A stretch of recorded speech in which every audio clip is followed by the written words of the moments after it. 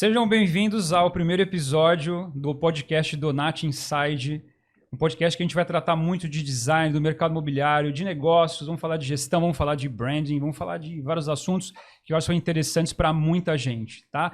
É um podcast patrocinado pela Donati Brasil, então já começar a dizer aqui para seguir a Donati lá no Instagram, @DonatiBrasil, e no LinkedIn, /DonatiBrasil. Bom, meu nome é Luiz Pérez, eu sou sócio fundador da Fazedoria, uma empresa que apoia aí empresários, as empresas a tocar os seus negócios, a falar de marketing, vendas, gestão, enfim, de várias coisas. E estou aqui com o meu sócio, o pivô das polêmicas, Val Soares. Dá um oi para a galera aí. Fala pessoal, eu sou o Val, eu sou cofundador com esse jovem que está aqui apresentando esse podcast.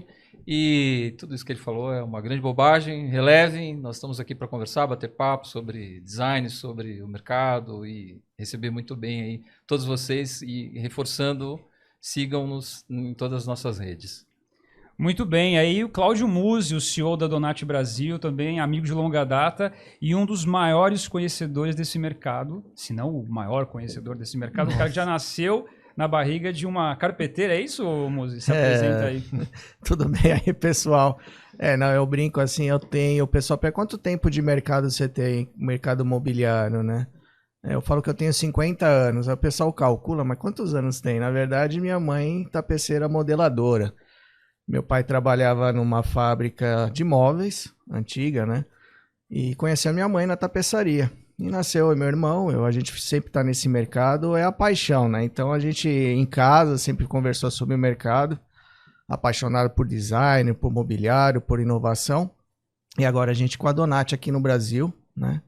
A Donati é uma empresa fundada na Itália, realmente no centro de inovação, principalmente na região que ela está, ela tem realmente esse requisito de inovação no mobiliário e a gente agora uniu forças, né? A minha experiência de 50, na verdade são 20 e poucos anos, né, de experiência e mais 50, 30 anos da Donati, né? Pô, que legal, cara. E apresentar o nosso grande convidado hoje, ele que é apaixonado por design industrial, formado em negócio e tecnologia, tem mais de 15 anos aí no setor imobiliário, é sócio do Felipe Bezerra na Mula Preta, que acho que muita gente conhece, também é founder da Cinco, né, empresa de IoT, Internet das Coisas. Já teve trabalhos reconhecidos em Milão, Chicago, Paris, China, já foi capa da Veja, já fez de tudo. Esse cara é super empresário, hoje ele se dedica a produtos eletrônicos, design têxtil e desenho de veículos, certo? Bem-vindo, André Gurgel. Explorando tudo, né? Você falou o portfólio completo aí hoje eu tenho abri um pouco o horizonte para outras áreas do design, né? E aí mexendo um pouco com o automobilístico, com o têxtil, mas o meu foco ainda é o mobiliário. Então eu fundei a Mula Preta com o Felipe há 10 anos, um pouco mais de 10 anos, acho que 12 anos mais ou menos. E a gente vem explorando esse caminho aí e entendendo como navegar nessas águas. Uma área completamente nova para mim e para ele. Então, até o momento, né? Até a gente montar a Mula Preta. Hoje não. A Mula Preta fica em qual rua de São Paulo para a galera conhecer? Não, a Mula Preta na verdade é uma marca que hoje é vendida no Brasil todo.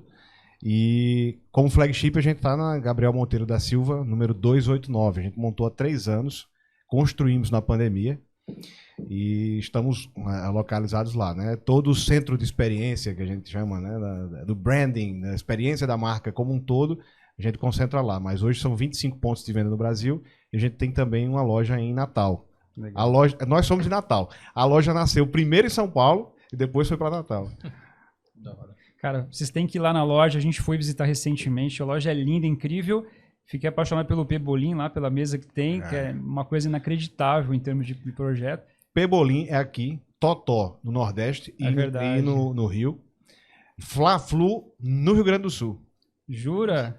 E tem um outro nome que eu nunca tinha escutado, que é Pacal, em Santa Catarina.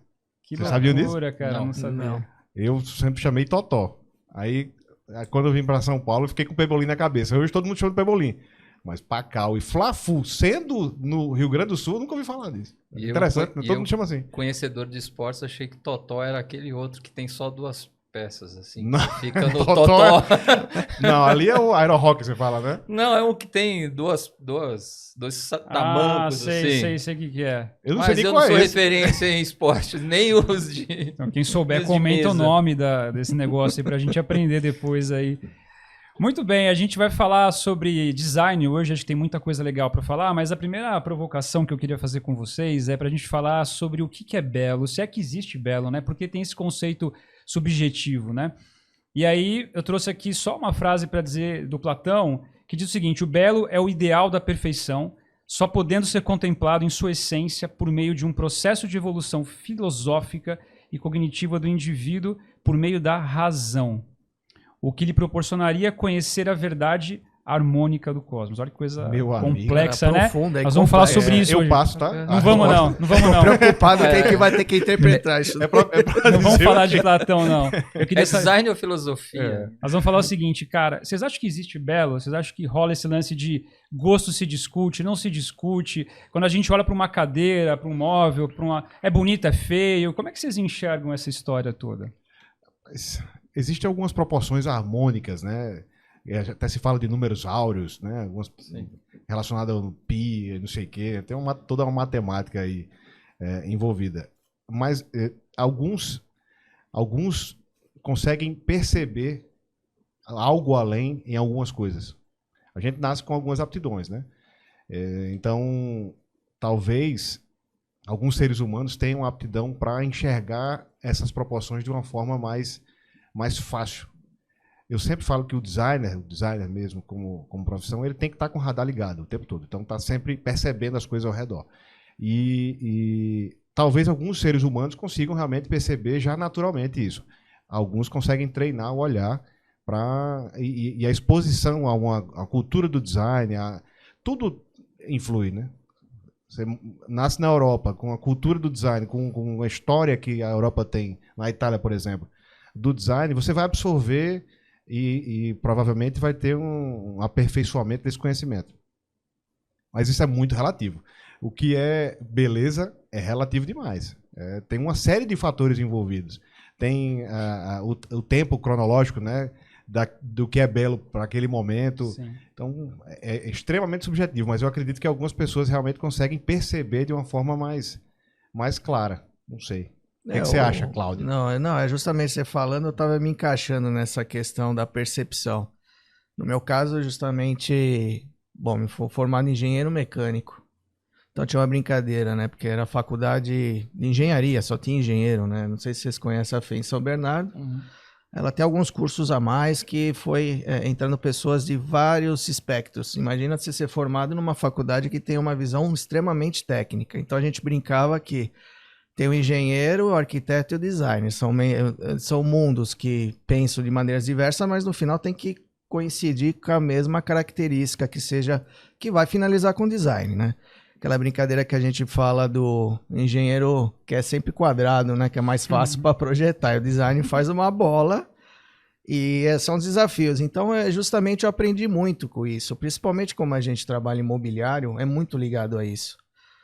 Então, os desafios que eu percebia, lógico, uma faculdade de engenharia, a maioria das pessoas querem trabalhar onde? Automobilística, né? Que eu acho que é a essência. E outra, tem aquela questão da produção em série. Maior quantidade que seja de produção, diminuir custos e a gente chama um pouco do design democrático, né? Que, sei lá, eu aprendi pelo menos a percepção que o difícil é realmente você conseguir um design que mais pessoas gostem. Assim, André, até depender, não depender tanto da percepção que ele precisa ter uma cultura. O Brasil, ele realmente está nesse processo. Acho que a internet ajuda, o brasileiro, assim como todo mundo, começa a ver outras coisas, realmente um aprendizado. E para mim, eu passei nesse processo, né? Depois que eu saí, até como estágio, eu comecei a ter contato com os designers, arquitetos. E sempre evitei de criticar, eu sempre vi como desafio. Então o design, ele lança o desafio, porque ele tem uma percepção já curada, e a gente tenta trazer, não posso dizer uma realidade, mas algo que seja concebido pela indústria, ter escala, ter custo, e as empresas consigam realmente apresentar inovação. Então eu consegui aprender, aparentemente, né, que eu percebo ter ser mais acurado esse conceito, né? Você acha que De rola uma design. divergência normalmente em projeto? O designer tá, tipo, viajando na batatinha e o engenheiro tá colocando o cara no chão, é isso? Assim como eu falei, como eu tive contato, né? Então, vou até explicar, quando eu comecei a entrar dentro da indústria, faltava realmente a pessoa que poderia criar. Porque geralmente as pessoas, não, mas eu desenho aqui. O desenho aqui, o que que é? Ele sempre vai se basear numa forma. E geralmente no Brasil, sempre baseando em formas fora do país. Então já acho que é o primeiro erro, né? Porque a cultura lá fora já é muito mais evoluída. Você percebe que você trazendo algo de fora não foi feito olhando para o brasileiro, para o Brasil, né? Então, assim, primeiro aí, depois assim, quando você fala, vamos contratar um designer que seja brasileiro, mesmo de fora, tem alguns designers de fora que começam a conhecer bem o Brasil, aí você apresenta o projeto de design, né? Você põe na mesa, aí eu falava assim, bom, gente, é o seguinte, essa foi a proposta que a gente tem que apresentar para o mercado. Aí um técnico de uma área fala assim, pô, mas eu não gostei dessa curva. Não, mas você não gostou da curva? Peraí, se a gente for no detalhe da curva, é melhor trocar o designer, porque na verdade a gente contratou o designer justamente para ele perceber isso daí. Você tem que ser desafiado a fazer, é lógico. Tendo dificuldade em industrializar, é lógico que o design vai ser aberto, mas tem que antes perguntar para ele quais são as alternativas que pode ter. Então eu aprendi muito isso. Sempre achei que o design, mesmo quem tem essa capacidade de criar, é o desafio para a engenharia. Então esse mundo que você comentou, Luiz, realmente é complexo. Muitas vezes a maioria das indústrias não aceita tão fácil assim. Sim. Mas é um processo que eu acho que aqui no Brasil, a vinda da Donati no Brasil é essa percepção. Hoje realmente a indústria está mais aberta, os designers também, a discussão. E a proposta nossa é alimentar cada vez mais isso, né? Vou pegar um gancho disso que você falou para puxar para o Val, nosso pivô das polêmicas. Tava bom até Porque agora. você falou o seguinte, você falou o seguinte, cara, você falou que a gente tem que fazer projetos que tenham mercado, que a galera goste e tal. E eu queria explorar isso. Será que a gente tem que fazer produtos para a galera que goste, seja ouvindo o público, ou o produto vem primeiro e a galera gosta depois? Como é que você, que é um cara de marketing, branding, enxerga isso aí? Bom, eu tenho que tomar cuidado para não ser cancelado já na largada, né? já vem a batata quente do belo, do se existe, não existe e tal. Eu acho que, embora o belo seja um conceito, né? Acho que uma coisa que a gente não pode divergir é que o belo é um conceito, e ele é um conceito subjetivo. Nós já tivemos momentos da história que o belo daquele momento, para nós hoje, é horroroso. É muito feio. Né? Fala assim, não, puta, alguém achou isso bonito? O que eu acho é que há uma desarmonia, se a gente pode falar assim, entre aquilo que muitas vezes é produzido com a realidade daquilo que o próprio país vive. Né? Então, o conceito de belo na Itália é um conceito de belo porque a Itália tem a história dela. Qual que é o que eu acho que é a maior falha cometida também pelos designers? E ela é cometida pelos designers que pensam marca, por exemplo. O cara olha para fora, fala, pô, isso é bonito, isso é legal, isso é uma tendência bacana. Vamos adaptar aqui para nossa realidade? E aí esquece o seguinte, o Brasil é um país bizarro, gigante, né? Você acabou de falar do Pebolim, que aqui chama-se Pebolim, em outro lugar é outro nome, que eu nem sabia. Então, a compreensão daquela pessoa que está em Rondônia, ela é diferente, né? A pessoa que está escutando, que vai escutar a gente agora, que é de Rondônia, para ele o conceito de belo é um, o meu conceito de belo é outro, o cara que está no Chuí tem um conceito de belo outro. E existe uma tendência a fazer a mesma coisa modificada para a gente atender o maior grupo. Eu acho que o belo existe sim. Tanto existe que todo mundo procura o belo. Eu acho que o belo, inclusive, traciona as cópias.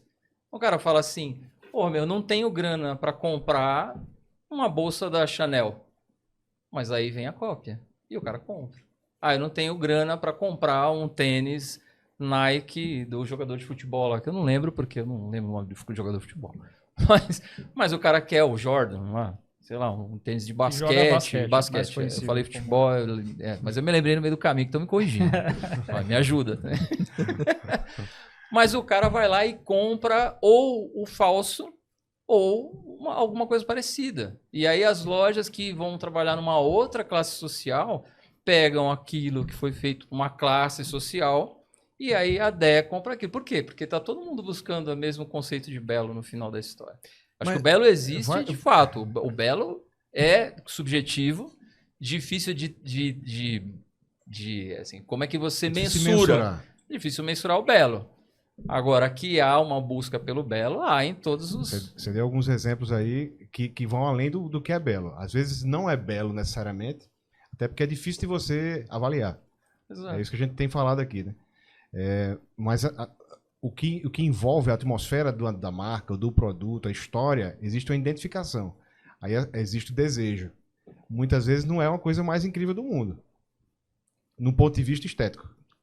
Se você for numa análise técnica, que é essa coisa do que é harmônico, do que não necessariamente teria que ter essa concepção de belo. Mas a história é tão envolvente, o storytelling é tão forte, Sim. o branding, que Jordan é Jordan porque ele é Jordan. Sim. Porque ele treinou 1 milhão de vezes e porque ele fez o que fez na história do basquete. E é um puta tênis, né? Não, e é um Que tênis o incrível, Jordan. a história da Nike. Então, Sim. as pessoas almejam aquilo ali, muitas vezes sem saber o porquê que aquilo ali sem saber que aquilo é lindo. Não necessariamente é isso. É uma É muito convenção, além. uma convenção. É uma convenção. É, uma convenção. Tem a questão cultural, tem... Falamos uma série de coisas aqui, né? No ponto de vista do desenho, que você estava falando sobre engenharia e design, a minha cabeça funciona dos dois modos, porque na verdade eu fiz engenharia elétrica e eu migrei para a área de design. Então, quando eu falo dessas questões até matemáticas, que vão mais profundamente eu falo sabendo que eu estudei um pouco disso. Não estudei tanto em desenho industrial, mas aquela coisa de percepção do que é, que eu ainda realmente acredito nisso, que algumas pessoas conseguem enxergar de uma forma melhor, aí isso é verdade. Quando você fala da democratização do design, tem um ponto de vista também do valor financeiro.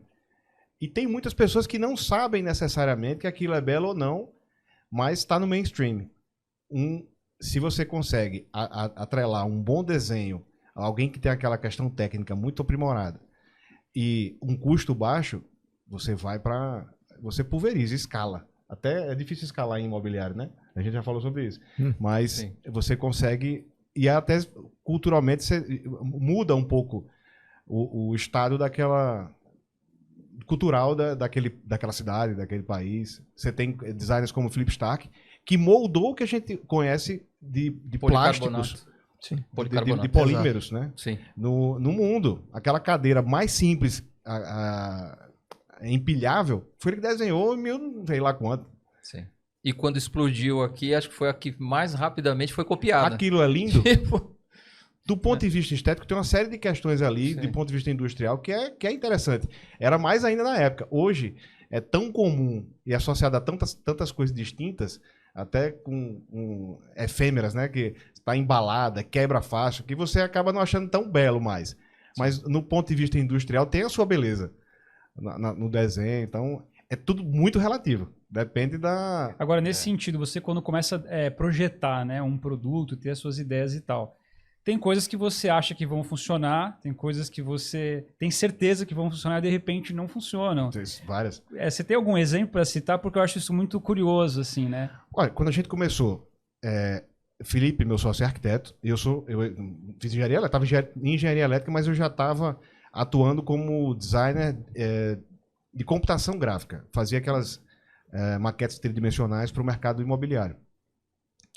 E o papel e o 3D aceita tudo. Não tem gravidade, não tem encaixe, não tem engenharia. Você que é o craque disso, você sabe. Fixação. Então você imagine dois malucos sem saber quais são os limites.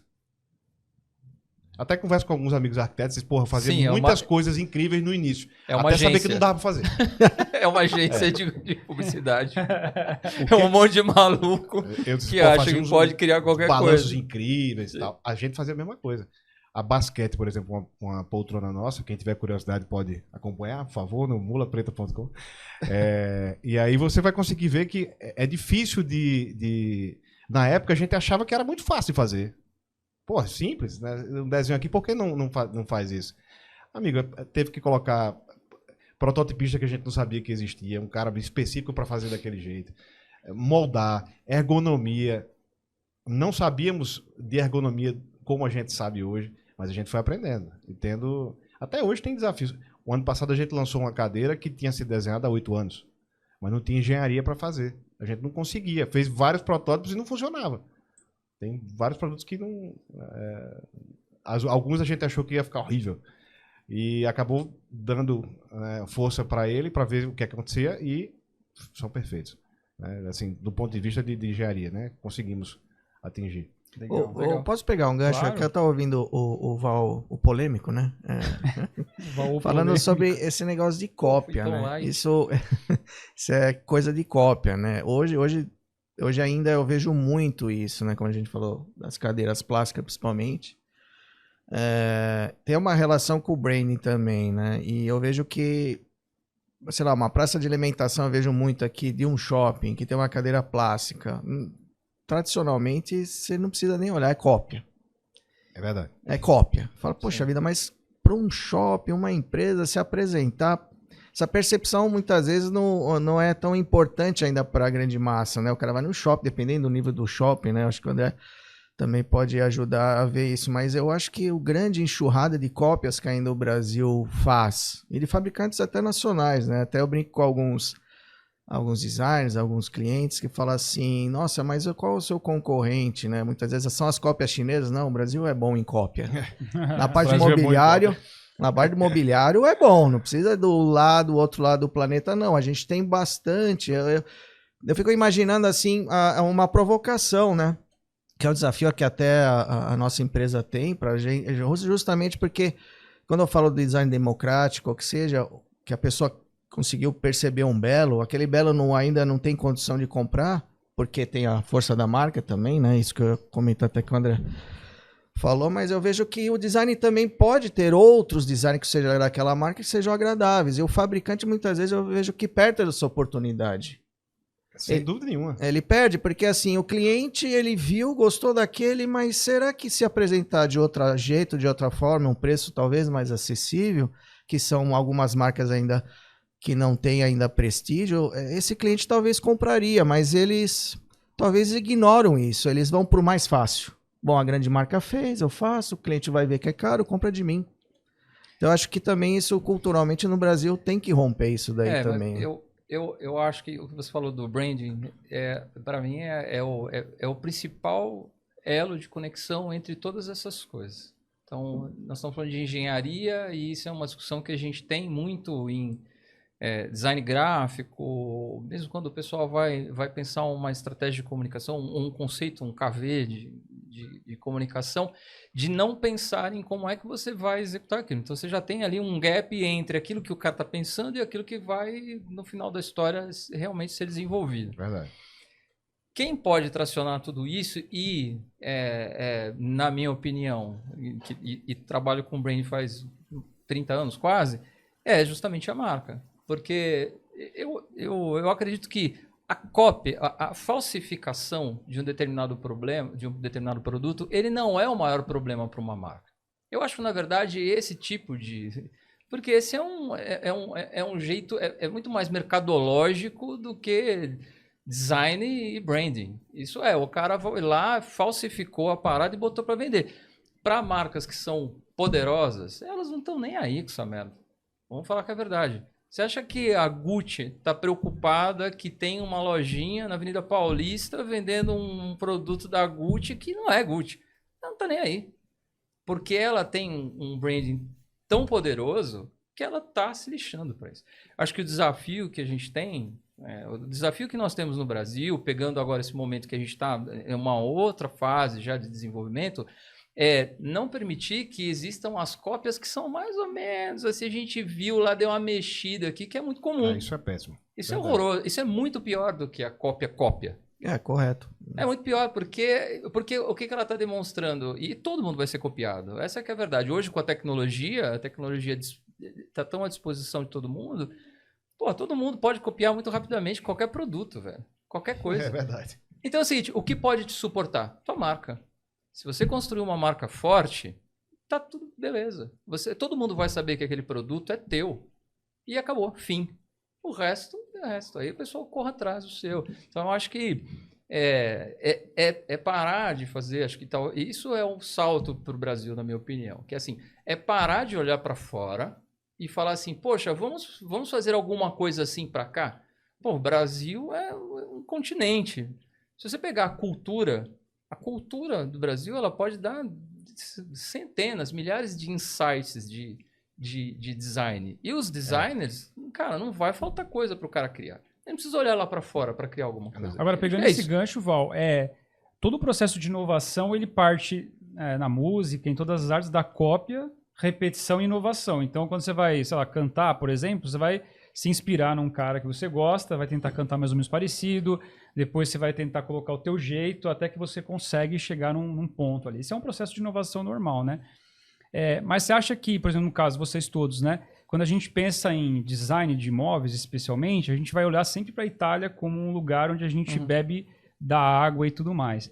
E aí no Brasil parece ser, eu sou ignorante nesse assunto aqui, então é ótimo, porque eu fico fazendo às vezes de quem está vendo lá, mas que no Brasil acontece um fenômeno que é a ausência de uma indústria forte, a ausência de universidades que incentivem eventualmente a inovação, e isso dificulta bastante. Então, quando eu olho para coisas que são brasileiras, eu sempre me ocorre do verde e amarelo, da lojinha que vende coisas com araras e etc e tal. Não é um clichê meio assim ruim para a gente, sabe? Eu acho que é pouco. E a Itália é a única referência que a gente tem para olhar. Vou deixar o André e o Cláudio responder Não, primeiro, depois eu vou jogar uma bomba.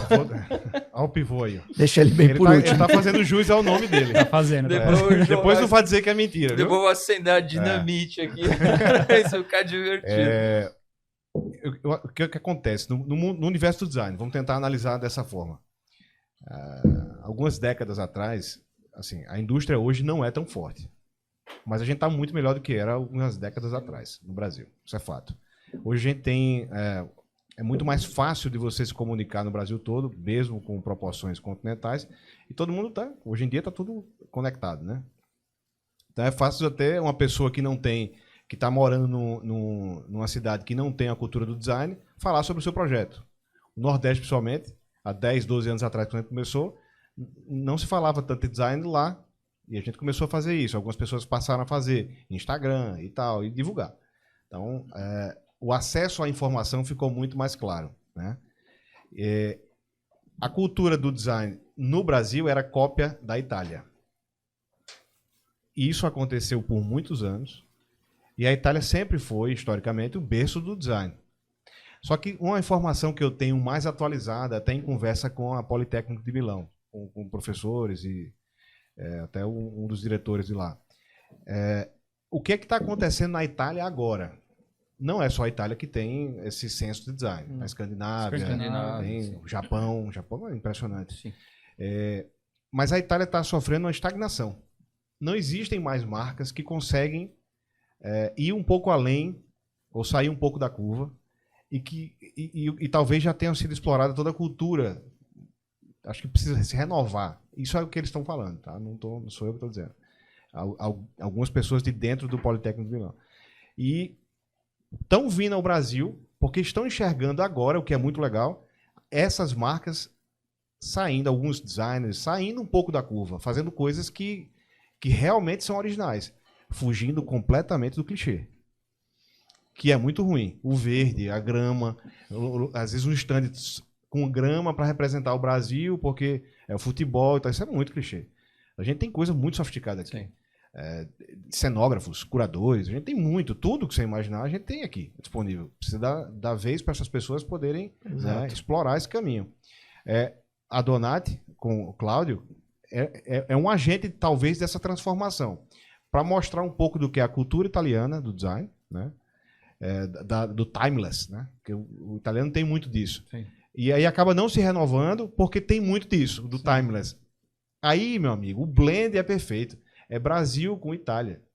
É Brasil com alguma coisa que está Sim. além. Bacana. Então, a gente precisa realmente enxergar que o Brasil está no momento de ouro para isso. É muito bom ouvir o que tem fora Legal. e perceber que a gente tem marcas aqui no Brasil que estão explorando isso. Uma surpresa, por exemplo, eu estava na nossa loja durante o Design Week, que hoje está um evento gigante no Brasil, né, que não é mais, que era, na verdade, Design Weekend, e agora já é o Week. É mais de uma semana, na verdade, são 10 dias. Legal. Que foi criado pelo Laura Andrade. Eu recebi lá um time da Samsung, da Coreia, porque nossa marca, a Mula Preta, estava entre as listas do Brazilian Design, não sei o quê. Algo que estava um pouco fora da curva, que eles queriam saber o porquê, explorar e entender. Bacana, eu recebi essas demais, pessoas cara. lá. Legal.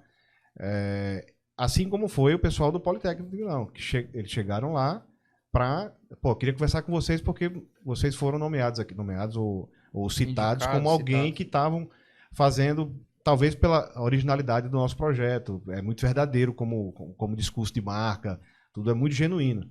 E é tudo sobre brand. Tudo bem. No mundo de inteligência artificial, que cópia é muito fácil, que os chineses mandem tudo, é brand. E aí o Puro Brasil brand. tem muito disso. Do jeito que a gente explora o Brasil como um todo hoje, é muito fácil a comunicação. Todo mundo tem um Instagram que pode falar. Ontem mesmo tinha um cara da Bahia, se não me engano, que foi lá na loja, eu quero falar com você, eu queria mostrar meu portfólio.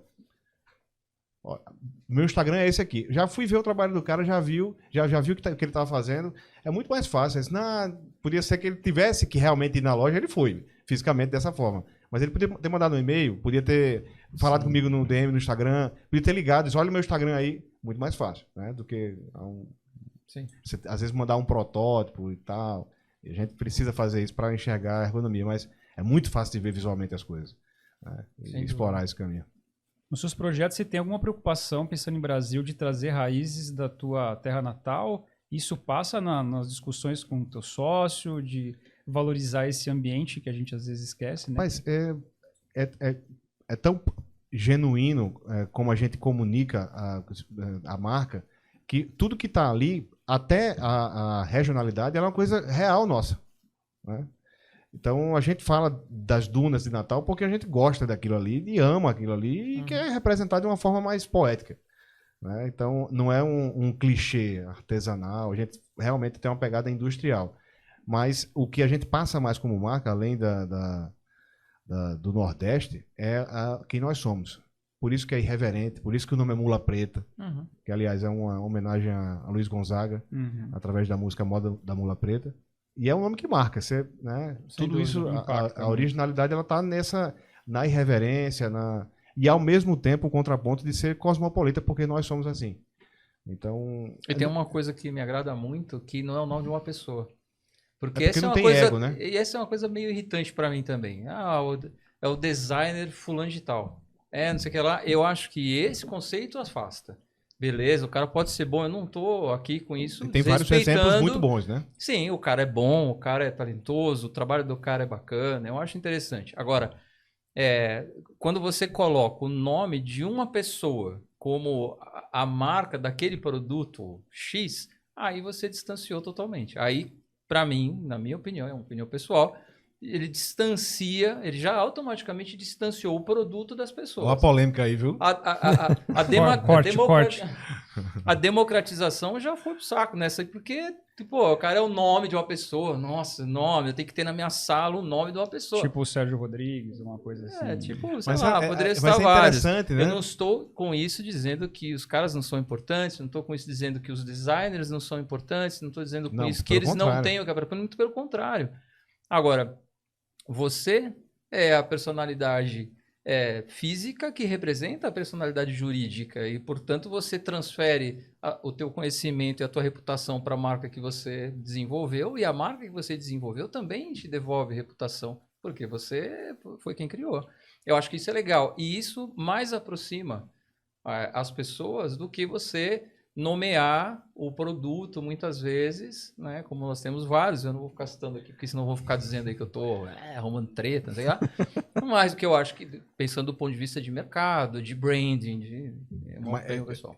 É uma opinião, eu acho que você tem um ponto de vista interessante sobre isso. Mas, às vezes, mesmo sendo o nome da pessoa, a marca se torna muito maior do que o nome da pessoa. Sim. Aí quando se distancia, é porque tem um limite, né? Até certo ponto é meio egocêntrico. Quando você não tem um nível de marca tão grande. Parece meio egocentrismo, né? Eu desenhei, você tem uma peça... Tudo bem, respeito. A partir de outro ponto, total. quando tem... Aí a gente tá falando de Tom Ford, Gucci. Você desvincula as coisas do que é um personagem, porque e a é uma marca pessoa. fica maior que, Sim. que Todas a as da pessoa. moda. É uma pessoa. Sempre. Não é?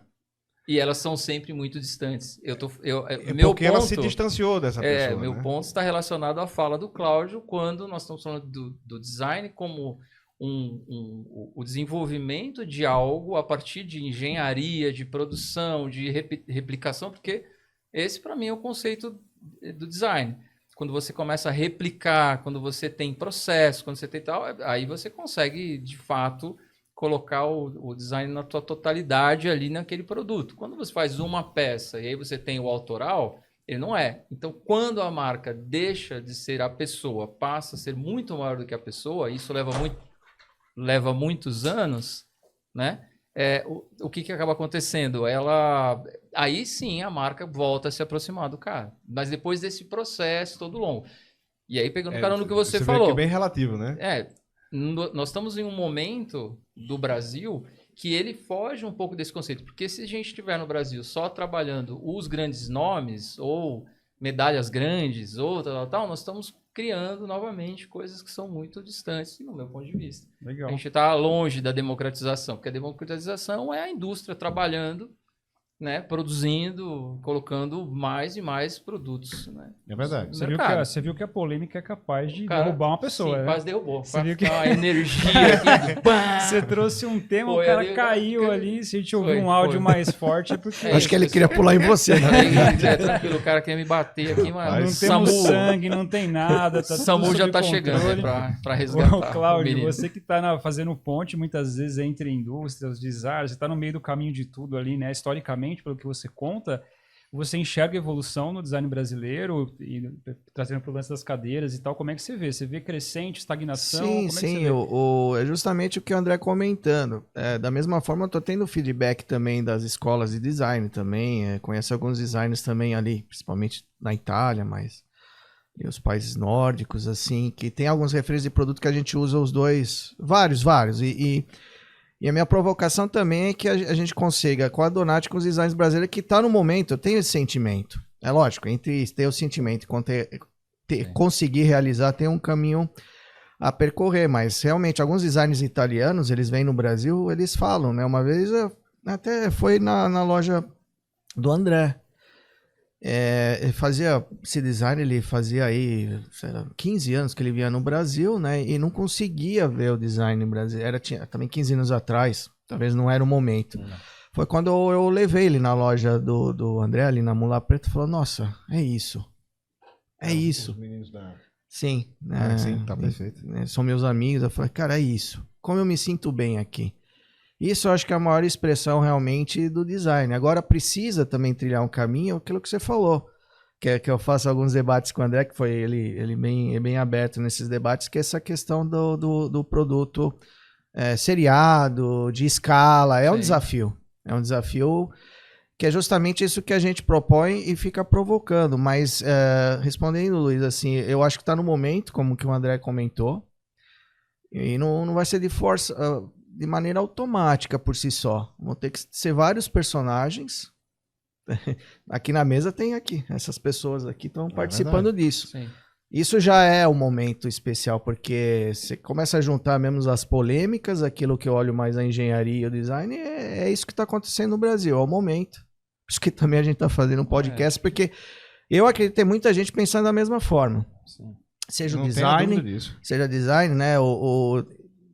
É tão bacana isso que está acontecendo no Brasil que começa assim. Muitas vezes eu participei trabalhando produtos brasileiros de escala industrial, apresentando, por exemplo, em Dubai, numa feira de imóveis. Lá fora mesmo ele olha assim e fala: nossa, esse produto é da onde? É do Brasil? Não, não é do Brasil, não é possível.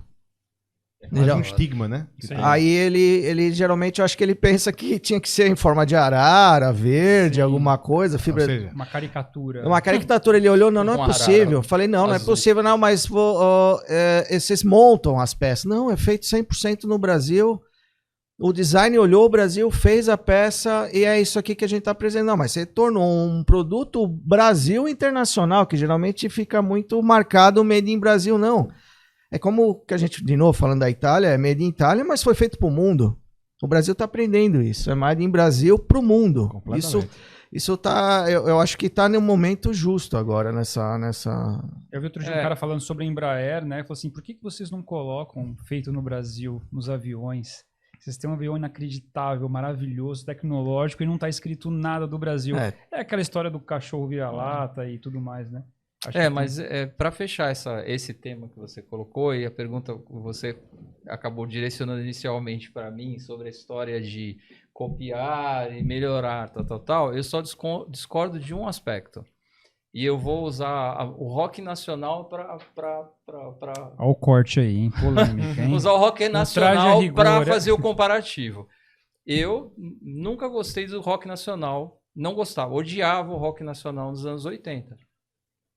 E aí tem muito a ver com o que o André falou de que o design ele tem a ver com cultura. Nós estamos falando de branding, o branding é o que arremessa, o branding é o que vai ali, coloca a bandeira e tal. Mas o que determina a aceitação, a compra, a aquisição, o entendimento da história, é a cultura. Então, nos anos 80, o pessoal falou assim, pô, você critica o rock nacional? Claro que eu critico o rock nacional. Os brasileiros, naquele momento, eles poderiam muito bem ter feito o que aconteceu em Seattle, com o grunge, que é o seguinte, cara, eu tenho aqui o meu tipo de música. Então vamos pegar aquilo que nós queremos fazer, mas vamos resgatar aqui. Nós tínhamos aqui a música regional, música caipira, nós tínhamos a música do sertanejo, e o que os caras fizeram? Eles, como perdão a palavra, cagaram para isso. Pegaram o rock americano, principalmente, e inglês, principalmente quando alguém tinha alguma veia mais de punk rock, e aí ele quis fazer como se fosse uma coisa nova. Cara, e aí assim, só é novo porque a letra é em português? Não, desculpa, o rock não é nacional. Ele é rock internacional. Exato. Aliás, muitas vezes copiando, juntando aqui, Legião Urbana juntava duas pessoas, uma que dançava com uma que cantava e o tipo de letra que um outro cara escrevia. Isso era o Legião Urbana. E aí o cara fala assim, porra, mas você acha que não tem originalidade? Não, cara, porque você podia ter usado o que você tem aqui de muito rico, de muito precioso, para também criar. Por que você só olhou para fora, copiou e replicou e nem foi capaz de aprimorar? Teve bandas que os caras ficaram 10 anos aí nem aprenderam a tocar.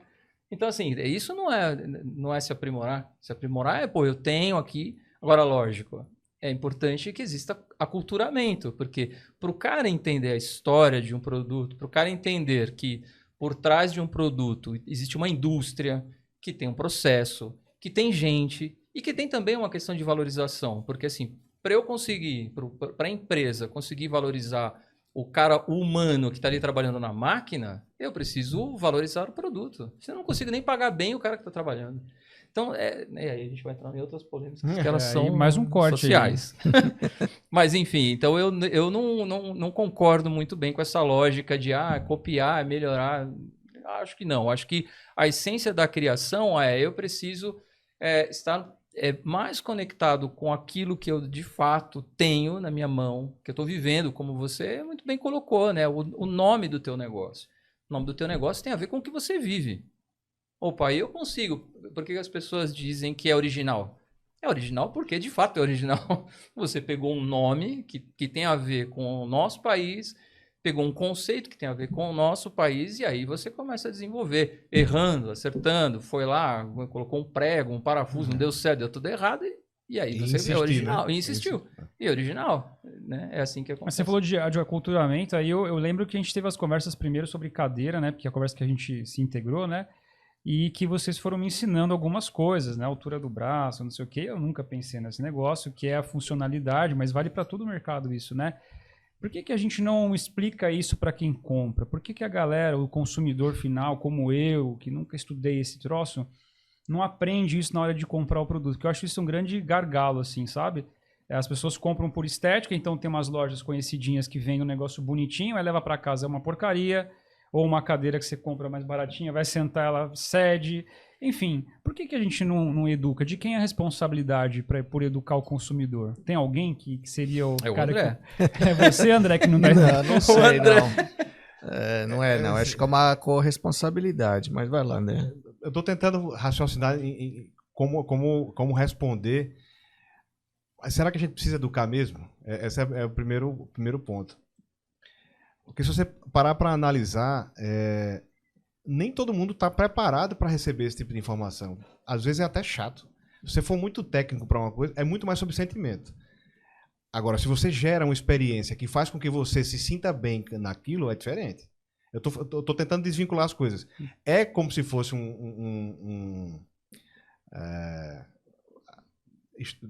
treinar alguém ou explicar tecnicamente alguma coisa, mas de uma forma elegante. Exato. É muito chato chegar, olha, a cadeira funciona assim, Sim. tem que ter o ângulo de cento e tantos graus e não sei o quê. Não, é o seguinte, você vai sentar agora, eu quero que você sinta que você está sentando, como a gente já fez essa experiência. É mais sobre a experiência. A pessoa precisa, obviamente, saber que são materiais mais nobres. Eu estou falando, óbvio, no mercado de luxo, que é onde eu opero, né? Não no mainstream, e você sabe melhor do que eu, vai saber falar sobre escala, né? Mas a experiência é muito... Se você vende a experiência, encapsula isso de uma forma que está linkada ao seu branding, talvez não precise você explicar tecnicamente nada, porque isso é chato. Do Sim. ponto de vista... A forma, tudo bem, né? Você tem que explicar, com certeza absoluta, mas até como técnica de venda, é chato você falar sobre, pô, a cadeira é legal porque essa tem 27,5. É ruim falar assim, mas com certeza eu preciso informar que, pô, não é toda cadeira que tem uma altura que você se sinta bem para escrever, ou que você se sinta bem na mesa tal. Sente aqui, sinta a sensação de estar aqui. Experimente esse sofá, essa espuma específica que a gente fez, desenvolveu e tal. Sim. Mas é mais sobre experiência. Sim, fazer a leitura do cliente Então, isso também, a gente né? faz. E algumas marcas fazem isso muito bem. E por fazer então bem, as pessoas se identificam com a marca e esquece que está aprendendo sobre design. Sim. Esquece. Ganha uma experiência. Mas aí quando nós estamos falando de um recorte, né, André? Um nicho. Porque Isso, eu estou falando do esse é ponto um de vista. recorte. Agora, o grande desafio que a gente tem no Brasil é que a gente tem players como a Donati para ajudar. A Donati ainda assim mexe com o mercado mais sofisticado. Sim. Mas tem uma série de produtos na Donati, por exemplo, que podem ser acoplados e talvez a gente consiga, através de um hub como é a marca Donati, explorar um caminho muito maior de público. Sim. Então, uma marca como Isso a é gente, legal. que mexe mais com o mercado de luxo, Sim. a gente pode começar a desenhar pensando em como operacionalizar, já que existe uma fragilidade da indústria brasileira, com peças da Donati, que é uma plataforma que não existe muito no Brasil, que agora está aqui no Brasil de uma forma mais bem estruturada com vocês, né?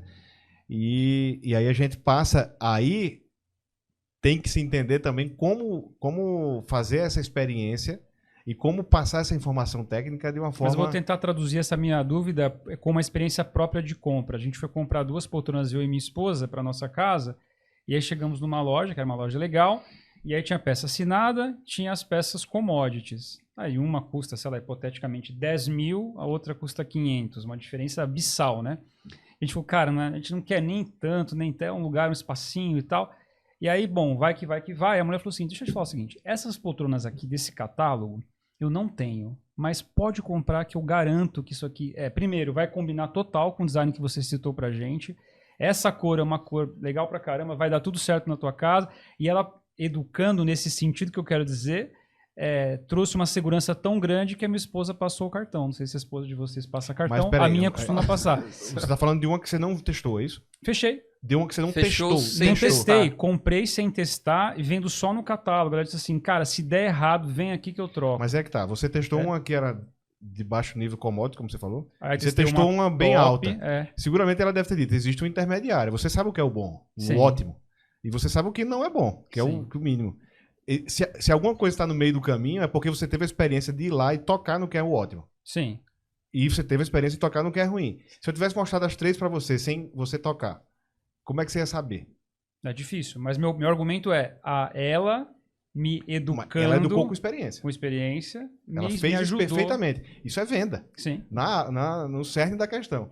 Ela levou você para experimentar um, experimentar outro. Sentir a atmosfera da loja. Você deve ter ido numa loja, ver. sim. E aí a coisa se transforma de uma forma bem diferente. É por isso que, inclusive, vai ser difícil acabar com lojas físicas que vendem experiências. É o contrário. A coisa é inversa. Hoje está se fomentando a experiência. Muito, muito mais. Eu acho, e na minha opinião, é nesse aspecto que as lojas, que são lojas, né, nós falamos no passado nas corporativas, exclusivamente lojas corporativas, que hoje acho que, né, ainda existe, mas não faz muito sentido, esse relacionamento com o cliente, ele não ser tão prazeroso. Então o cara vai comprar a cadeira para o escritório dele. Teoricamente, o cara que vai atender, ele deveria saber fazer perguntas para esse cara. Assim, não, mas peraí, o teu pessoal fica quanto tempo sentado nessa cadeira? E ele não deveria vender uma cadeira que vai arrebentar o cara. Essa é a regra. Na verdade é assim, porque ele não precisaria nem contar. E aí, de fato, ele não precisa contar a história. O que o cara não pode ter é uma cadeira que custa 200 conto, e o cara vai ficar 8 horas sentado naquilo ali, vai ficar com a coluna arrebentada, vai ficar com problema de circulação, vai ficar todo torto, todo estropiado. Ele não deveria nem vender. Mas agora eu ia justamente chegar nesse ponto, quando o Luiz estava fazendo a pergunta, né? De quem que é a culpa de não educar ou avisar. Aconteceu muito próximo, um tempinho atrás, não estou muito, na pandemia. A cadeira de escritório. Muito pouco se capacitava o vendedor, o cliente não sabia, veio a pandemia. Teve que ficar em casa trabalhando não 8 horas, 12. 14, 15, na cadeira 24. da cozinha. Não, muitas vezes é uma cadeira que seja da sala, da cozinha, ou uma poltrona, uma cadeira. Sim. Aí começou a ter justamente o que você falou, poxa, não tá legal. Aí sim chegou o momento de vender o que faltava. Aí a capacitação era tarde demais, porque também online, como que você vai fazer isso daí, né? Mais difícil ainda, né? Mas criou uma necessidade natural. É impressionante como que hoje o consumidor dá valor em certas coisas que antes da pandemia não dava. Somente questão de conforto. Aí a lógica agregada à funcionalidade. Eu acho que a culpa é uma coparticipação de todos, né? Seja a ponto de venda, seja do fabricante e seja talvez até do criador. Negligenciando um pouco isso daí, ou muito, dependendo de quem que é a relação que tem com o mercado, o canal de venda. O fato é que, para você fazer um produto, principalmente que a gente está falando de cadeiras agora, que é realmente onde eu nado bem ali, tem muitas opções, e muitas vezes o canal de venda negligencia também. Como ele não tem a melhor opção, ele não fala. Se ele tem a melhor opção, eu acho que ele vai falar sim. Ele é obrigado a falar para dar valor. Tem o design, tem a técnica, tem o conforto, sistemas de regulagem, por que ela tem que regular? Mas não tira a razão do André, tem muitas vezes que o cliente já está até instruído e não quer saber disso. Talvez está faltando mais alguma coisa. Também tem a maneira como você interpreta. Se você hoje, a gente está aprendendo cada vez mais, né? As marcas estão aprendendo. E aí tem a percepção da construção da marca no subconsciente. Se alguém que minimamente entende de cadeira de escritório falar uma marca X como Herman Miller, você vai associar a qualidade, a ergonomia, um monte de coisa. Porque você já teve experiências com alguma... Sim. Ou com alguém usando, ou com você usando, ou com... Um famoso. Ou com a percepção do que é aquilo ali. E essas marcas aprenderam a educar de uma forma altamente elegante. Você entra no site, você vê os detalhes são bem feitos. A sinergia visual é muito bacana. Fala sobre alguma coisa que é além de qualquer coisa. Então, mas ainda assim tem essa capacidade, então, sem dúvida, de trazer essa informação por meio da estética.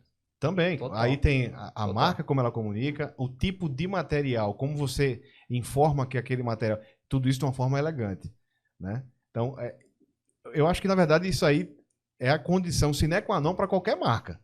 Se você comunica bem todas essas características de um produto, aí você já está entregando o branding no cerne, que você está entregando qualidade, está entregando tudo que alguém precisa para o subconsciente ficar na cabeça. Por que a gente compra a Apple?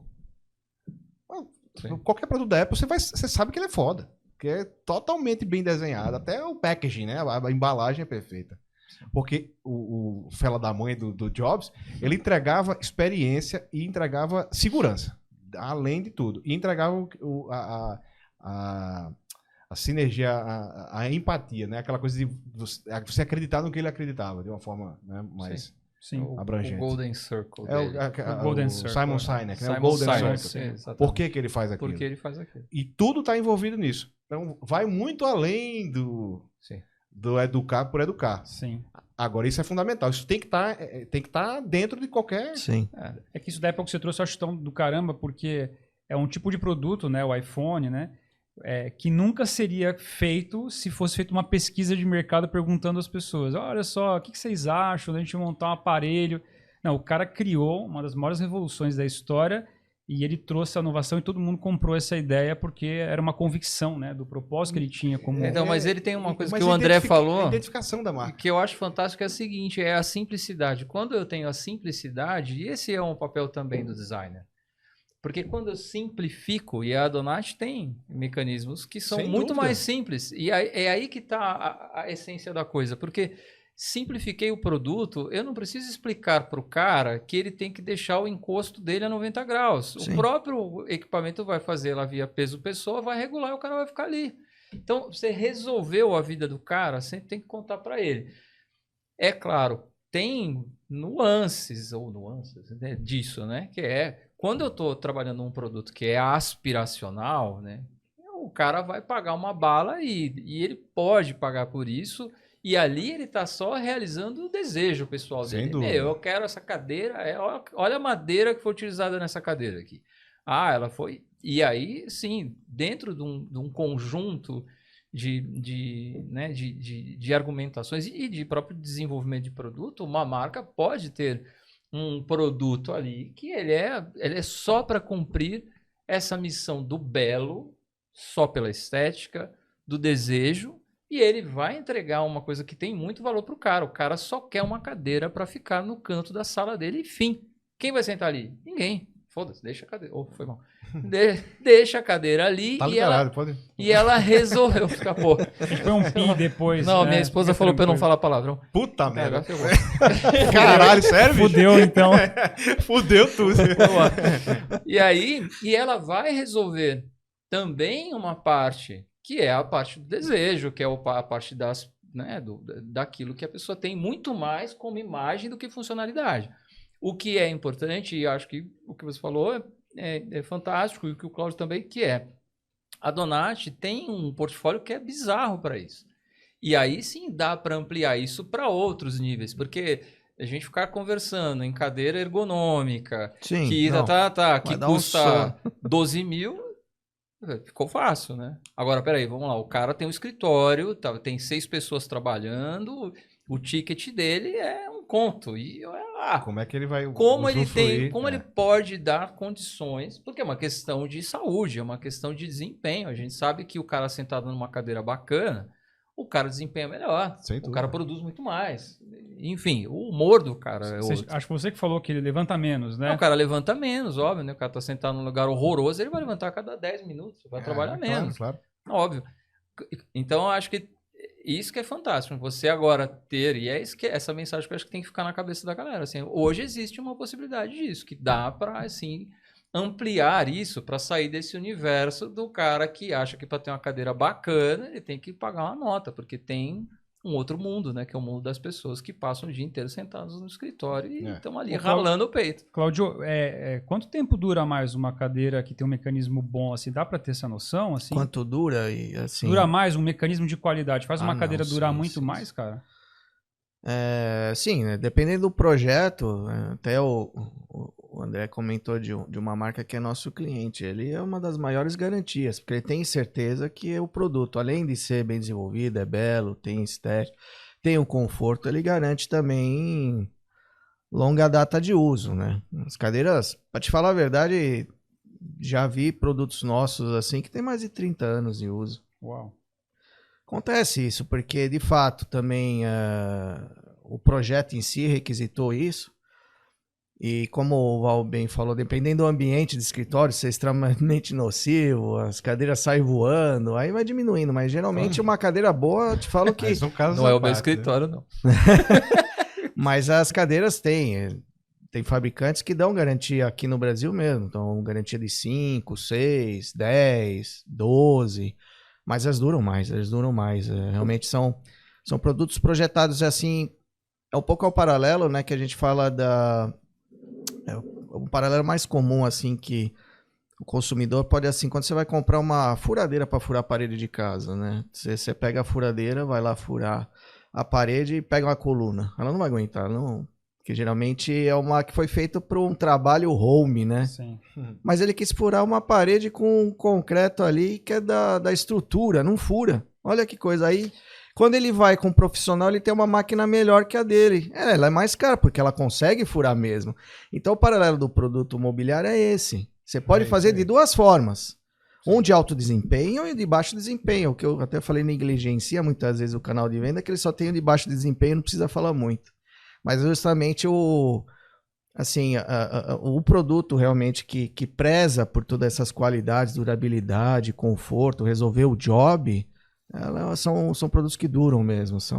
Mas eu acho que voltamos para aquele iniciozinho da conversa, quando a gente diz que o cara entendendo do uso, Sim. ele traciona toda a cadeia. Então, vou pegar o exemplo da furadeira. Se eu sei que uma furadeira que vai furar uma coluna, ela precisa de um determinado tamanho de motor, força e tal... Eu não vou de forma alguma ser enganado pela marca. Porque tem a responsabilidade da marca. A marca sabe que aquela furadeira foi feita para furar bloco furado, meu. E é só isso e acabou, fim. Só que ela não fala para o vendedor falar isso. Você vai furar uma coluna. Exato. O cara não pergunta. Aí o cara fala assim, eu quero uma furadeira. Ah, mas essa tá meio caro. Então, mas até essa daqui, ó, ela funciona. Porque quando o vendedor... tá sacando que vai perder o cara, ele vai enfiar uma furadeira que o cara fez 3 furos e pifou. A mesma lógica vale para cadeira.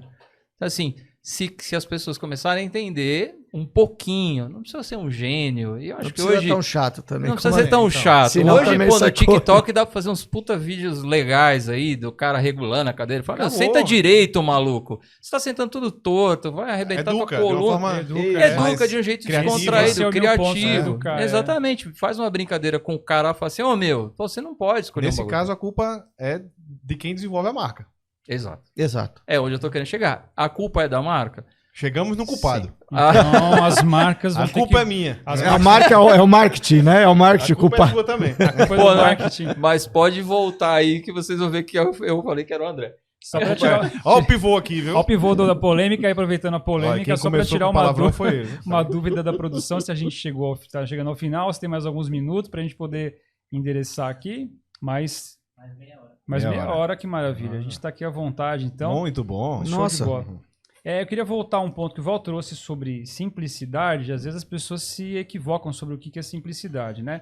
Tudo que é minimalista, aparentemente simples, passou um processo incrível de discussão, complexo, erro e acerto, tentativa, Como é que a gente chega nisso, André? Você que é um cara que está nisso há bastante tempo, para chegar no simples e falar, mas isso aí parece simples demais. Bicho, mas tá 5 anos fazendo o negócio. O desenho mais genial é o mais simples. Que aí conversa com tudo que a gente falou aqui. É como chegar numa estética boa, aprimorada, com curvas ou linhas que sejam que tenham um apelo do olho. Como você extrair o máximo para ter a essência e alguns parâmetros que normalmente se usam em design. Como representar aquele objeto da forma mais simples possível. Então imagine, se você pegar um Mini Cooper, você desenha com 3 linhas, você vai associar aquela figura àquilo. Se você desenhar qualquer, sei lá, uma coisa icônica que você pense, uma Kombi, com poucas linhas você representa. Sim. Carro tem muito disso, né? Sim. Extrair para ter a essência é uma das coisas mais difíceis. Mas isso vai de experiência. Porque você vai limpando, levando a essência. A gente faz muito isso. Eu recentemente estava em indústria e a gente manda, como é que funciona normalmente, né? Para o mercado de estofados e tudo. Uma poltrona toda estofada, a gente mandou um desenho, o protótipo foi desenhado a partir daquele né, projeto que a gente fez. Quando eu cheguei para ver, eu comecei a limpar. Eu até brinquei, eu estou fazendo aqui uma lipo. Porque eu tive que limpar tudo para que aquilo ali ficasse o mais próximo da concepção na cabeça da gente. É a história do menos é mais? É quase como isso. Mas como fazer isso na medida certa? Aí isso é só a experiência vai dizer. Aí você vai aprimorando o olhar e vai melhorando até com erros do passado, do que isso aqui eu preciso tirar isso aqui, porque isso aqui agrada mais as pessoas, isso aqui funciona melhor, para a ergonomia isso vai ser melhor. E é legal a gente ter produtos como o da Donati, porque eles já são essencialmente bem desenhados e estão no que ele precisa ser. Ele não inventa a roda, é perfeito, é muito bem desenhado e não briga com o que você pode explorar de design que ele acopla. Uhum. Que é uma coisa legal do italiano, né? Que tem essa cultura. Sim. Então, esse savoir-faire italiano no Brasil vai ser um negócio maravilhoso. Você vai ter essa coisa do italiano aqui, usar esses elementos minimalistas que culturalmente são desenhados por outras pessoas. Isso aí precisa ficar claro. Alguém desenhou aquele pé. Tudo na vida é desenhado, né, no mundo moderno. Mas já existe a marca conseguiu desenhar um ecossistema para que aquilo ali pudesse ser acoplado no desenho de alguém, que se tornasse ainda minimalista e aquilo se tornasse um novo produto. E tá todo mundo bem com isso. Não existe um egocentrismo, né? Então, eu sei que a Donati fornece isso para mim, porque ela também, na cadeia dela, alimenta isso da melhor forma possível. Os designers estão muito felizes porque a Donati está vendendo muito. E o cara está vendo o pé dele em outros imóveis. E você, por consequência, consegue aumentar o leque do que você consegue produzir e mais pessoas vão ver o seu desenho, mesmo que esteja associado a peças que não necessariamente foram desenhadas por você. Eu digo pé ou mecanismos. Isso tudo é um conjunto. E a gente vai aprendendo com os italianos como fazer, né? Ô, Cláudio, isso que o André está falando, quer dizer, um designer poderia ir lá na Donati e fazer esses experimentos, né? Levar a cadeira dele, o projeto dele. Como é que rola isso, assim? Não, a gente está realmente começando também nesse processo que a gente até chama de Lab Day, né? A gente convida os designers para conhecer esse sistema que o André comentou. Até teve outro dia, semana passada, teve um designer que foi lá, nossa, você tem o sistema Lego. Caramba, eu brincava disso daí, agora eu posso brincar. Então, é justamente isso. São peças pré-definidas. É lógico que tem a essência do design que não prevaleça muito forte o design do componente em si. Ele não fazer competição com o produto todo, mas ele está aí para ser usado com encaixes fáceis, ajustes, que minimiza o uso de outros elementos complementares, né? Então, os designers eles podem sim entrar em contato com a gente e participar dessa experiência dentro do nosso showroom, porque ele vai poder ver as peças, a pé, a base, mecanismos e assim toda a gama de produtos que a gente tem. Agora, isso não quer dizer também que se o cara quer desenvolver a Donati é uma indústria que está à disposição para um desenvolvimento do zero, né? Muitas vezes o pessoal... eu quero um negócio... Muitas vezes, sim, o DNA da Donati é a indústria. É uma indústria que produz o coração... Exato. A gente disponibiliza alguns produtos que a gente chama pré-definidos para ser rapidamente adaptados, mas nada impede, aliás, hoje grandes clientes internacionais contam com a Donati muitas vezes do zero. Sim. Fabrica todos os componentes do produto, desde da base, mecanismo, encosto, apoio-abraço. Isso geralmente, como assim, o cliente ele entra em contato através de um designer que começa a fazer o estudo, como o André falou, prototipagem, teste, definição. É lógico que sempre a quantidade que vai ser produzida é importante, que você vai definir qual é o processo de produção, né? Mas não se limita só ao catálogo standard que a gente chama. Sim. Pode ser feito coisas especiais para dar cliente. Isso que é o meu sonho aqui no Brasil, de ter também componentes desenhados por designers brasileiros que lá fora serão utilizados por designers estrangeiros. E aí você está fazendo o certo, que é mostrar qual é o portfólio completo, dar a possibilidade de empresas médias explorarem um caminho de escalabilidade, óbvio, escalabilidade com limite, né? Sim. Não dá para ser uma startup de tecnologia que vai ao céu ao limite, não é isso. Mas, na medida do possível, explorar esse caminho, entender como acessar o canal de venda e ter volume, e aí, sim, depois que porque a gente não tem poucos players aqui. Exato. Está mais voltada a escritório, né? Marcas Sim. que já entenderam isso e estão alguns anos na frente do Igual mercado aqui imobiliário. no Brasil, o mobiliário corporativo, tecnicamente, eles realmente evoluíram mais. Questão de materiais, questão de sustentação. Injeção plástica, de componentes. Exatamente. De vocês, né? Não, mas você falou uma coisa interessante. Aqui no Brasil, que é uma maravilha que eu acho, as grandes empresas realmente viram isso e chegaram talvez num limite. As coisas novas que vão chegar, eu vejo muito das médias e pequenas indústrias. Sem dúvida. E te falo que é o grande mercado. O grande mercado são várias startups que entenderam o jogo e falam, cara, eu preciso ter realmente produtos eficientes, tão quanto grande, mas como que eu faço? É esse que a gente aposta Aí mais. você tem hoje Exatamente. uma conexão com essas empresas, Muito. possibilita Lógico. que elas usem, e aí o cara explora. E quem sabe dessas pessoas aí se torna um Herman Miller no futuro. Sim. Exatamente. E aí ele vai ter um pool de designers, um investimento que ele vai poder fazer com a Donati para justificar, porque, óbvio, a gente está falando de indústria, tem que justificar um investimento desse nível. Exatamente. Né? É que a gente viu uma crise intelectual gigante hoje, né? Acho que a internet facilita isso, né? De todo mundo achar que tudo é fácil de fazer, né? Esse é um grande problema. Não é assim, tudo parece muito fácil e aí o conhecimento se torna algo sucateável. Isso é um problema grave que eu acho que todas as áreas vivem, né? Você deu o exemplo do nosso espacial aí. O avião no início, você sabe que as janelas não eram daquele formato oval, meio ovalado? Não, porque senão eles quebravam. Eles eram quadrados, né? Sim. E começaram a quebrar e morreu um monte de gente. E aí teve uma entenderam companhia aérea que faliu porque quis fazer janelas maiores, né? E exato. aí caiu um monte de porque avião. Não tinha a pressão e uma série de fatores. Exato. Então você pode ir para o extremo e fazer um negócio muito rebuscado, que não tem apelo de design. Você começa a ter experiência. E aí você passa a saber como. A experiência faz isso com a gente. A entender como,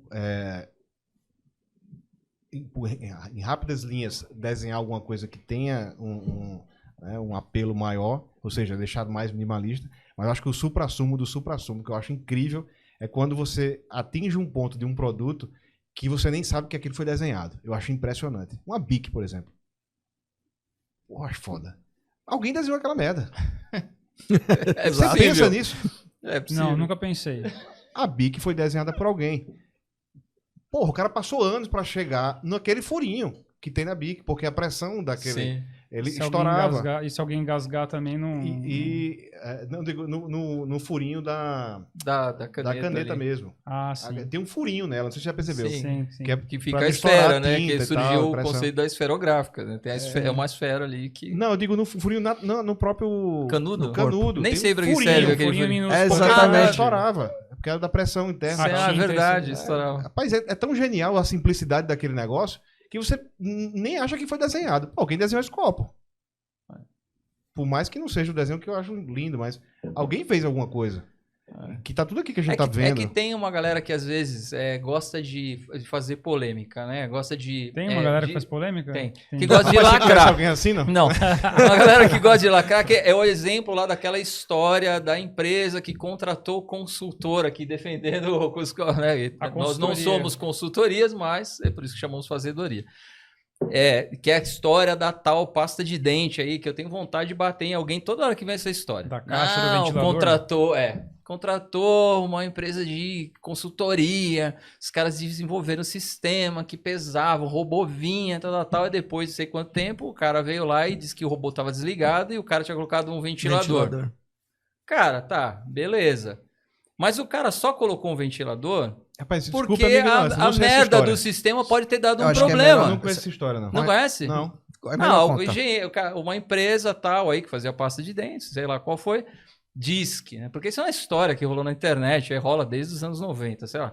E contratou uma equipe de consultores e gastou uma bala para desenvolver um sistema que identificasse que dentro da caixinha de pasta de dente não tem a pasta de dente. A caixinha tá vazia. Antes dela ir para a embalagem, para a caixa de transporte. Aí, beleza. Aí um dia chegou o vice-presidente mundial, blá, blá, blá, sei lá, o piroca das galáxias, chegou lá e falou assim, puta, parabéns, reduziu não sei quanto a quantidade de caixas vazias dentro da caixa de transporte. Equipamento funcionou, né? Aí foram lá ver, o cara tinha enfiado um ventilador. Então, quando a caixinha passava vazia, o ventilador expulsava a caixinha. Supostamente, o cara resolveu o problema, que era o cara que trabalhava na linha. O E João aí, tá aí, eu não o sabia. João resolveu o João problema e os consultores pensaram a puta traquitana lá. Eu acho que tem dois lados dessa mesma história. Que é assim, beleza, óbvio que é ali no chão, é o cara que tá fazendo, que também tem um monte de respostas, né? Não é não só tenha na dúvida, equipe não que tenha tá lá dúvida, sentado. claro. Sim, mas também não quer dizer que o João pensou no ventilador aleatoriamente. Ele só pensou no ventilador porque durante um tempo a automação funcionou. Quando ela parou, ele falou, eu preciso resolver isso aqui, senão eu tô ferrado. E aí ele meteu o ventilador. Porque ele não meteu o ventilador antes de fazer a automação.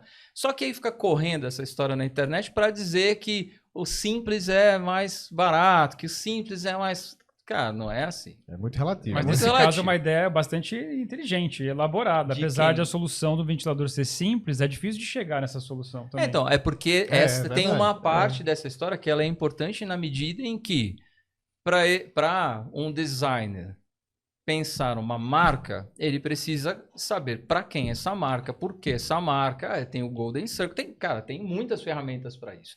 E é isso que às vezes o pessoal desconhece. Então o pessoal acha que fazer uma marca, ou acha que construir um conceito, ou acha que desenvolver um produto, é só o cara sentar lá na prancheta, ficar rodando uma cadeira, tendo ideia brilhante. Ai, que lindo! Ficar riscando lá meia dúzia de coisa, como se estivesse recebendo uma entidade. E aí, nossa, saiu aqui um negócio incrível. Não é simples assim. Não existe isso. Né? Então, não tem. Cara, a pessoa você tem que ter conhecimento técnico. E mesmo o João que colocou o ventilador, ele também tem conhecimento técnico, por isso que ele colocou o ventilador. É claro.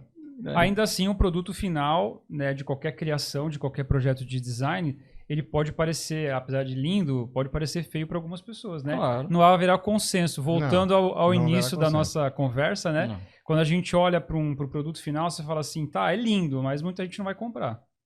Muita gente vai achar caro demais, feio demais, isso vale para carro, vale para roupa e tudo mais. Eu tenho uma Vale dúvida. pra gente, né? Vale pra gente também. Minha esposa me acha lindo, beijo, amor. Você vê como que tem gente Polêmica com problemas grande, gravíssimos De percepção. de visão. Meu amigo. Antes da gente Confiança, caminhar, conhecimento. Caminhar pro, Mas você tem que Experiência. continuar assim. Tem que continuar achando isso. Não é? É, claro. isso. Porra, senão... Quem vai achar, né? Entre a estética e a funcionalidade, quem vence, né, nos projetos aí? A gente olha Entre para a estética e a funcionalidade. Certo. Vou dar um exemplo que talvez as pessoas entendam melhor, né? Você vê aquela casa linda, que o arquiteto projetou, nossa, que piso incrível, na hora de limpar, meu Deus, que desespero, horroroso, né? Ou na minha casa mesmo eu tenho um lugar que eu acho legal pra caramba, que é a escada, tem um pé direito altíssimo, e aí o som reverbera, atrapalha. Então, o que prevalece para se pensar num projeto que é legal? Funcionalidade primeiro, estética primeiro, isso é uma briga? Como é que vocês Rapaz, enxergam? eu acho que isso não dá para dissociar. É. O que é bem sucedido, ele tem os dois na medida certa. Os produtos da Donati são assim. Estéticos, né? São lindos, né? Bem desenhados e altamente funcionais. E tem outras marcas que fazem componentes que são horríveis, mas são funcionais. Quem vence? A Donati.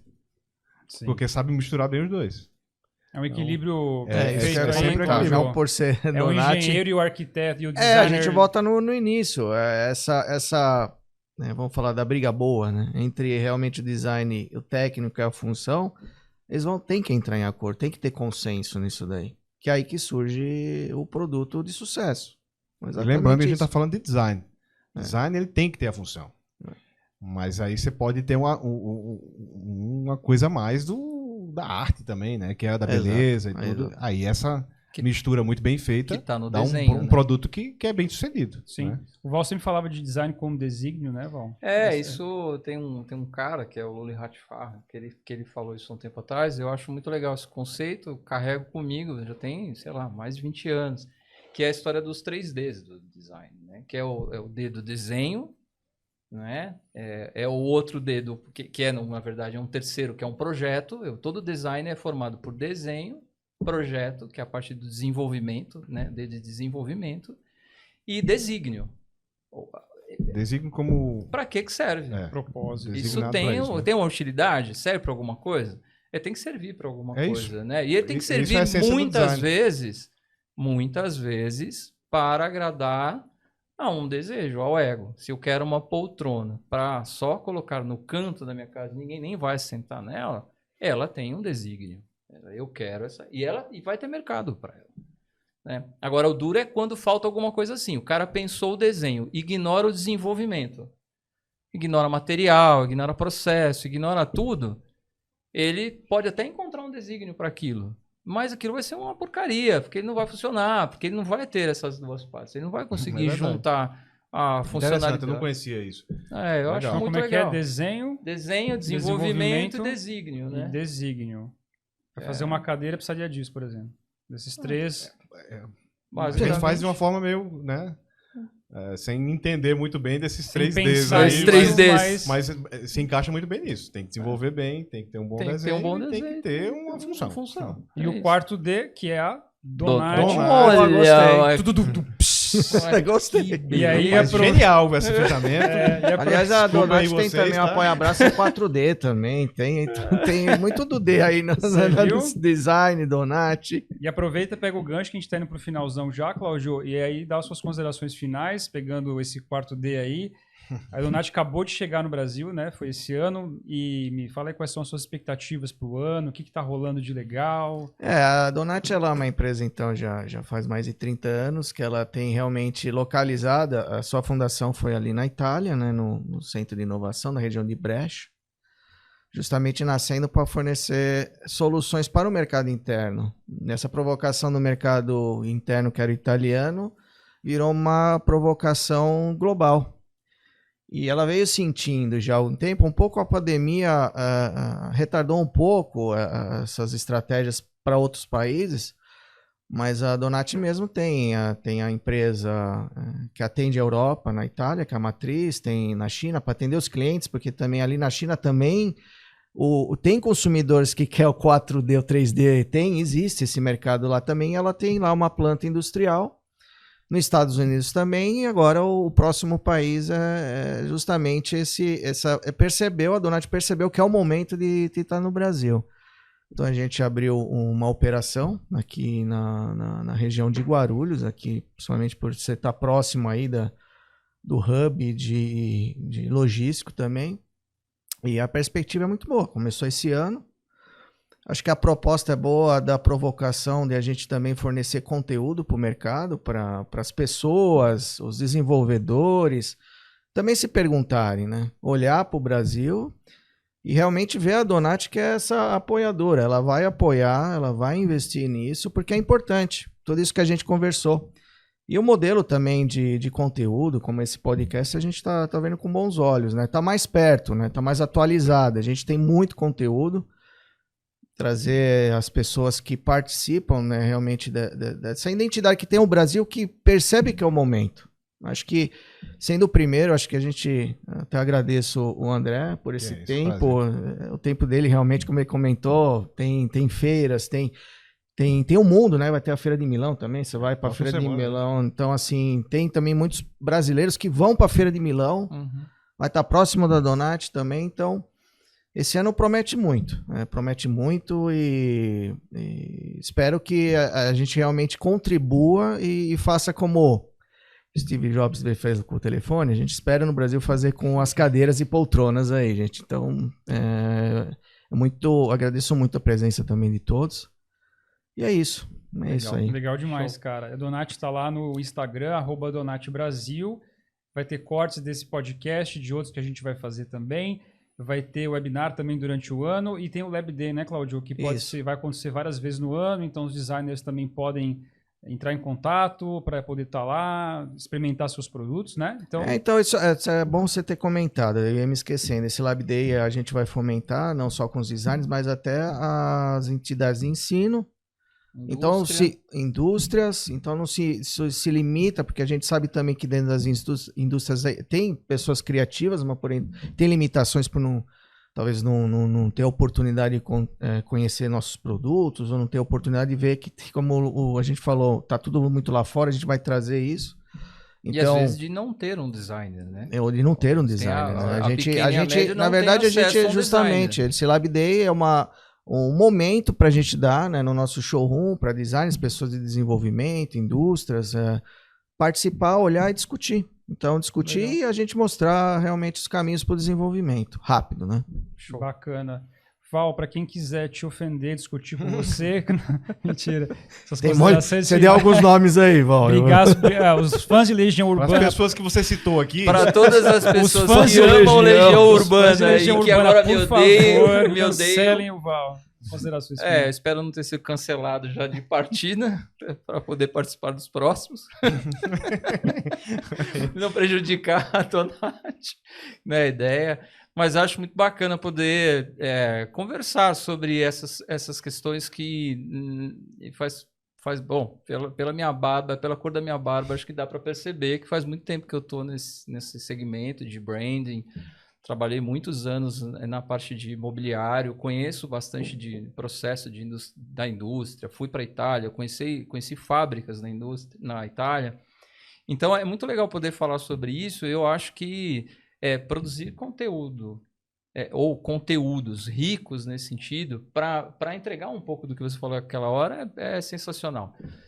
Para valorização, eu acho que para valorização do designer, para a valorização do engenheiro, para a valorização do cara que entende de materiais, para provocar também o pessoal de criação, né? Às vezes o pessoal acha que eu tenho um ranço, né? Eu tive agência durante muitos anos e às vezes a gente brinca com a história do criativo, ele entra muitas vezes dentro da cabeça dele e esquece que tem um mundo lá de fora. E aí ele começa a pensar ideias e na hora da execução elas são impossíveis. Então, assim, a criatividade, todo ser humano tem a criatividade, né? É nata do ser humano. O ser humano é o único animal que detém a criatividade. Então, é legal poder dizer, assim, para a galera começar, né, não ficar dentro da sua própria cabeça. Que a criatividade, ela não está dentro da cabeça, né? E também não está dentro do software. Que isso também é um problema. Às vezes a galera acha que é só pegar um 3D e sair juntando pedacinho de peça. Nossa, que móvel bonito que eu criei. Não, é isso. É preciso estudar cultura, é preciso entender... a gente tem tantas coisas incríveis no Brasil. Incríveis. Se você for pegar a arte no Brasil, tem muitas coisas que são fantásticas, né? Eu acho que é isso, é provocar a galera para sair dessa caixa só da criação pela criação, que ela não leva nada a lugar nenhum, né? Na minha opinião. Boa. André, obrigado por ter vindo, foi ótimo. As considerações finais aí. Prazer estar aqui com vocês, estreando o podcast da Donati Inside. Donati Inside. Maravilhoso. E tô feliz, inclusive, eu conheço você já há um tempo, né, Cláudia? Conheci vocês também através da Donati. E eu vejo com muitos bons olhos esse momento que o Brasil está vivendo para o design e a posição como um player estratégico da Donati aqui. Então, acho que quem está envolvido com isso vai estar um pouco na evolução desse crescimento aqui no Brasil. E eu acho que a gente vai poder explorar muito. Ótimo. Esse ano vai ser muito bom. Então, só tenho a agradecer por poder estar aqui com vocês, ter essa oportunidade de poder usar os produtos da Donati, falar sobre eles, e é isso. E quem quiser conhecer mais sobre a Mula Preta, faz o quê? Acessa @mulapreta, acessa mulapreta.com, e o meu também é @AndréGurgel. Bom demais. É isso. Bom, é isso, pessoal. Chegamos ao fim do primeiro episódio do podcast Donati Inside. A gente se vê na próxima. Valeu!